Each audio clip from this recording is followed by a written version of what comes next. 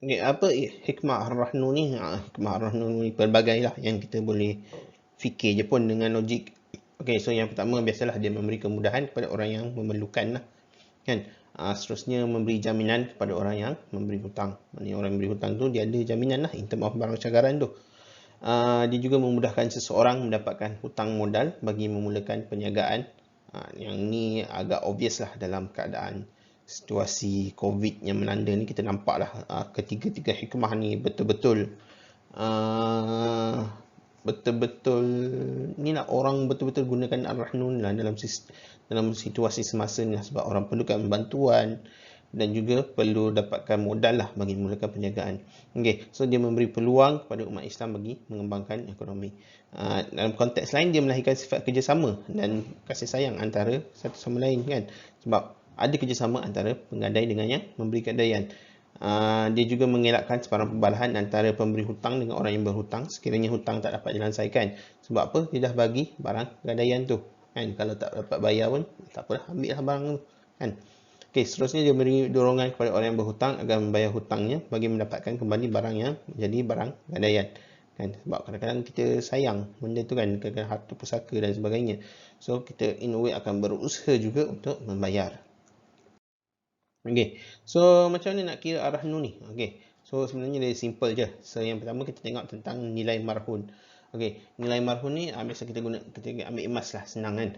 So, kita ambil berat emas didarab dengan nilai semasa emas kan. Nilai semasa emas per gram lah kan. Okey, seterusnya kita ambil jumlah pembiayaan. So, jumlah pembiayaan ni akan berdasarkan nilai marhun tadi. Lepas tu kita tengok kadar pembiayaan dia. So, ikutlah mungkin Ar-Rahnu tu tetapkan 70% kan. Biasa 70% lah. Atau mungkin dia letakkan 50% ke. Bergantung kan. Okey, seterusnya jumlah upah simpan. Okey, so jumlah upah simpan kiraan dia nilai marhun tadi didarab dengan upah simpan per 100 didarab dengan tempoh. Okey, so elemen tempoh juga penting kat sini. Dan seterusnya jumlah bayaran keseluruhan adalah jumlah pembiayaan tambah upah simpan. Okey, tak apa, lepas ni kita akan buat sedikit perkiraan mudah lah untuk kita nampak lah macam mana. Okey, seterusnya apa yang ni sekiranya berlaku kegagalan bayaran, so apa yang akan berlaku adalah berlaku lelongan. Okey, so kita akan tengok jumlah lelongan ditolak dengan jumlah yang belum dibayar. Okey, so kalau terdapat lebihan daripada lelongan barang gadaian perlu dipulangkan kepada penggadai. Kan, kalau tak mencukupi, penggadai perlu jelaskan baki bayaran tersebut. Okey, kita tengok satu contoh. Okey, sebagai contoh, harga nilai semasa emas 170 per gram. Sekarang dia agak fluctuate lah, antara 250, 230 dan sebagainya. Tak apalah, kita letak 170 lah, senang untuk kita tengok kiraan je. Okey, kadar pembiayaan 75%, maknanya dia bagi margin financing tu 75%. Tempoh 6 bulan dan kadar upah yang ditetapkan adalah 75 sen per RM100. Okey, so bagaimana nak kira nilai marhun? Nilai emas lah. So, berat emas times nilai semasa emas 1 gram.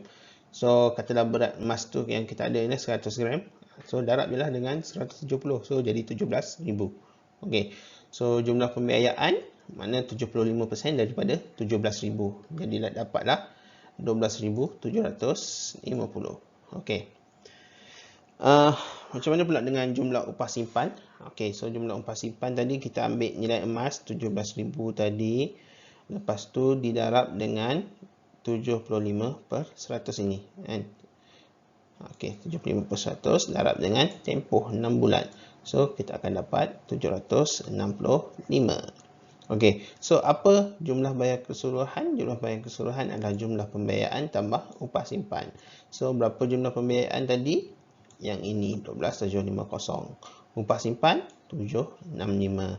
So, jumlah bayar keseluruhan adalah 13,515. Okey. Okey. So, kalau tadi mungkin timbul kekeliruan nak kira ke kan? So, kita akan ni kita buat dalam apa tu tulisan matematik je lah. Okey. So 17,000, sorry lah tulisan apa tu tak lawa sikit kan. 0.75 17,000 darab 0.75. over 100 kan.